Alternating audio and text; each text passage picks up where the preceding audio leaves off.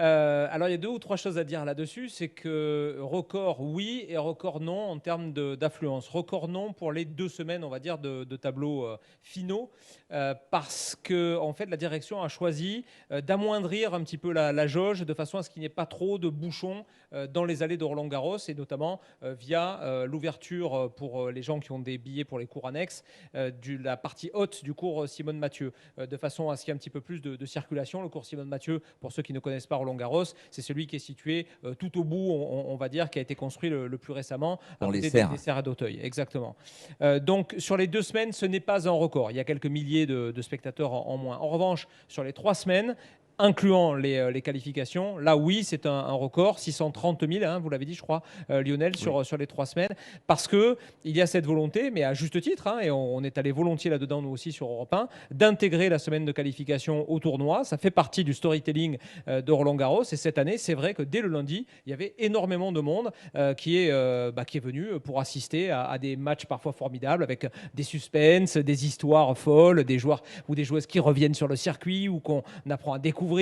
Donc, pour toutes ces raisons, ça a été en termes d'affluence et de popularité. Même sans Nadal, même sans Français, au bout de quelques jours de tournoi, ils avaient disparu dès le 2e tour.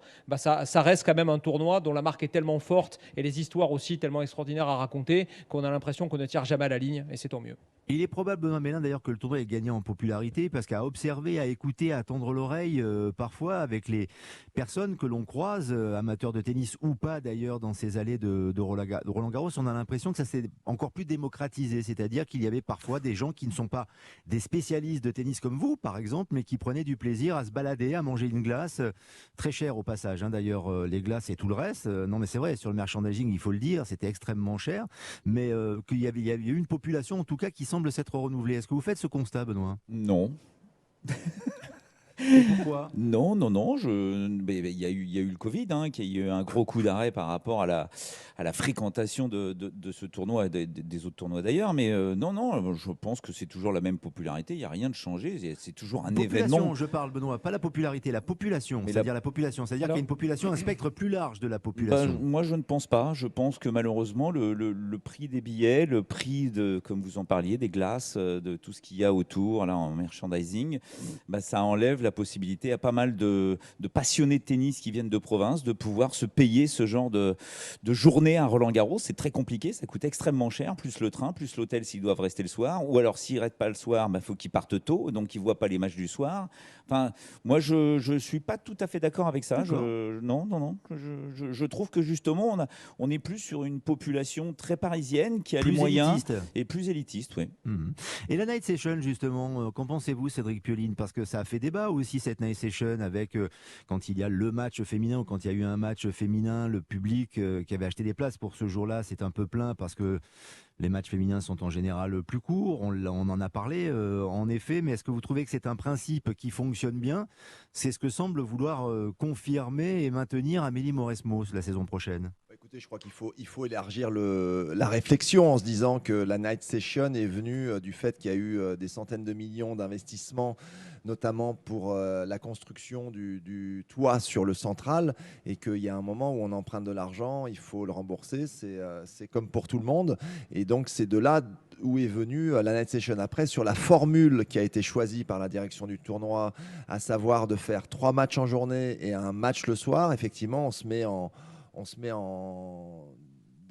la En porte-à-faux parfois. oui, en porte-à-faux, et puis dans l'incapacité à mettre un match de femmes quasiment le soir, parce qu'on sait que c'est moins vendeur. On sait que aussi, il faut le reconnaître, même si moi je trouve que à titre personnel, c'était une superbe édition du côté féminin, mais qu'en début de semaine, la première semaine, c'est compliqué parce qu'il n'y a pas d'affiches qui sont suffisamment attractives et des noms qui soient suffisamment forts pour que ça soit vendeur au prix auquel les gens payent les places, que ce soit les loges, les tribunes, les entrées générales. Donc c'est vraiment compliqué, et on voit bien que la formule qui a été choisie, la direction va continuer. Je crois que Amélie Mauresmo l'a annoncé ce matin. Il n'y aura pas de Bon, changement. il n'y aura pas de changement, donc je pense que l'année prochaine, on aura ce débat à nouveau. Pour celles et ceux qui nous écoutent, est-ce que quelqu'un peut nous donner la grille tarifaire de Roland-Garros pour justement les billets, quels qu'ils soient, ou les loges? Qui fait ça? On va dire que si vous êtes placé tout en haut du cours central, vous allez payer en général 120 euros. Si vous descendez à peu près, vous allez commencer à payer 230 euros, puis ça va passer à Quel 320. moment du tournoi? Ah ouais, Oui. bah La non, mais finale ou le premier jour, c'est progressif, hein, ouais, mais en gros, c'est ça, c'est à peu près ça. Les billets, on va dire que ça va de 90 euros à beaucoup. Après, ça dépend de où est-ce que vous allez. Ouais, ouais. Bon, en tout cas, la d'une night manière, session sera maintenue. Jean-François Pérez. mais d'une manière, non.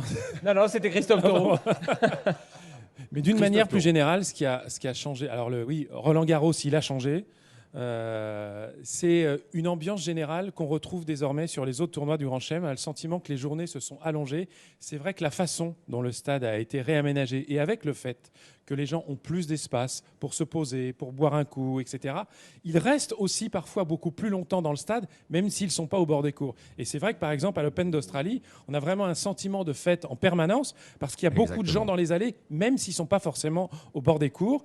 Et je trouve qu'avec ce réaménagement du stade, on commence un petit peu à aller vers ça. C'est vrai qu'avec une entrée générale, effectivement, on peut évidemment aller voir des matchs sur les annexes ou en deuxième semaine voir les légendes, mais aussi passer du temps ici parce que la réalité, c'est que le stade, il est absolument magnifique. Donc c'est quand même aussi un vrai moment de bonheur d'être ici et les gens consomment plus longtemps Roland-Garros d'une manière générale, comme ils le font sur les autres tournois du Grand Chelem, Wimbledon mis à part. Christophe Taureau, je vous remercie parce que c'est le constat que je faisais tout à l'heure, mais je me suis très mal exprimé et c'est pour ça que Benoît Mélin ne m'a pas compris. Le français n'étant pas ma langue maternelle, forcément, je n'ai pas pu véritablement dire. Quelle est votre de langue quoi il maternelle, s'agissait. Lionel Rousseau? Le Marseillais. L'italien, bien sûr, vous le savez, je m'appelle Rosso, RO2SO, mais par rapport à la population, Ouais. la population qui se balade, qui profite du tennis, qui consomme du tennis, mais pas uniquement sur les cours.